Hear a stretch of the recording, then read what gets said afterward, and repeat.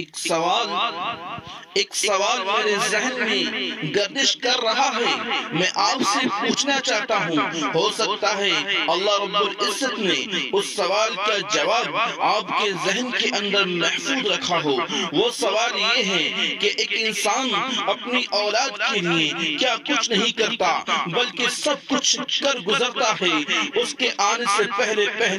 طرح طرح کی چیزیں مہیا کرتا ہے، ادوات کا انتظام کرتا ہے، غذائیات کا انتظام کرتا ہے، بلکہ اس کو ایک بہترین زندگی دینے کے لیے اور پہلے سے ہی تمام کے تمام انتظامات تیار رکھتا ہے، اور جب اس کا وقت دنیا میں آنے کا ہوتا ہے تو مشورے لیتا ہے،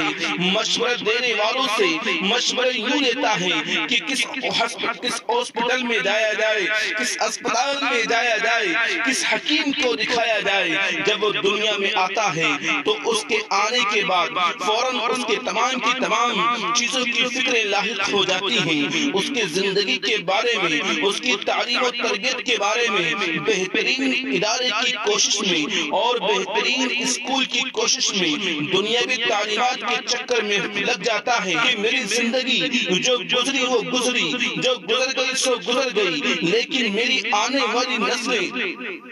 کسی کا منہ نہ دیکھیں، میری آنے والی نسلیں، میری اولاد کسی کا محتاج بن کے نہ رہے، کسی کی محتاج بن کے نہ رہے، بلکہ وہ خود اپنے پیروں پر کھڑے ہونے کے بعد دوسروں کو سہارا دینے والی بن جائیں۔ تو چنانچہ وہ ان کی تعلیم کا انتظام کرتا ہے، بہترین تعلیم کا انتظام کرنے کے بعد، اچھی غذائیت کا انتظام کرنے کے بعد، ان کے آنے والے کل کے بارے میں بہترین خواب دیکھتا ہے، اور یہاں تک کہ ان کی وہ چھوٹے چھوٹے بچے، ان کے ننھے منھے بچے جوانی کے اندر قدم رکھ دیتے ہیں۔ دنیا کی ہر چیز مہیا کی، میرے دوستو دنیا کی ہر چیز سے آشنا کیا۔ میں یہ سوال کرنا چاہتا ہوں کہ ایک محبت کی بات ہے، ایک لگاؤ کی بات ہے کہ اپنی اولاد کے بارے میں، اپنی اولاد کے مستقبل کو چمکانے کے لیے اتنی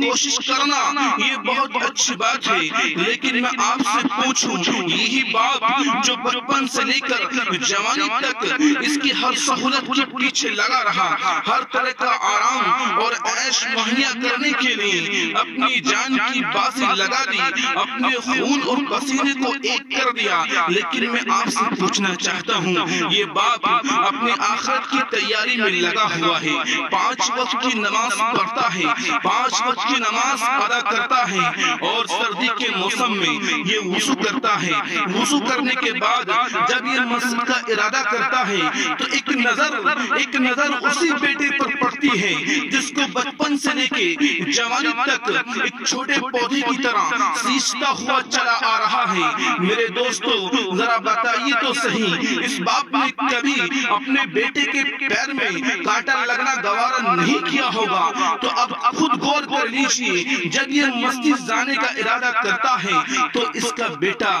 جو سو رہا ہے اس کے کنارے سے چادر کھسک جاتی ہے، جو لحاف جو چادر اوڑے ہوئے ہوتا ہے وہ کھسک جاتا ہے، تو اس کو بڑے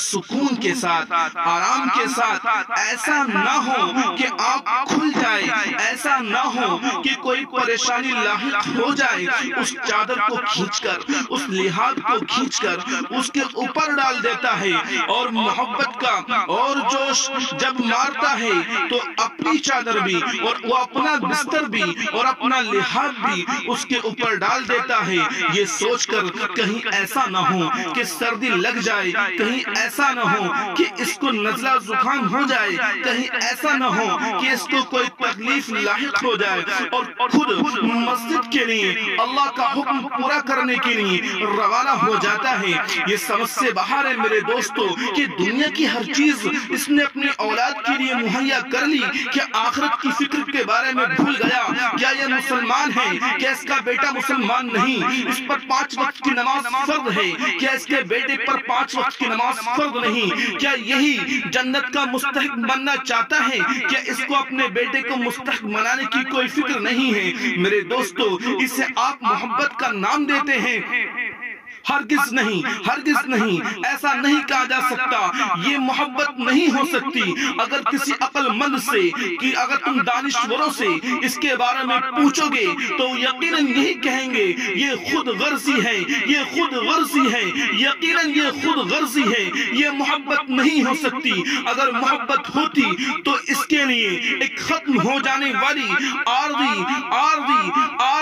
عیش و آرام کی فکر نہ کر کے بلکہ اس کے بارے میں دائمی فکر کرنے والا ہوتا۔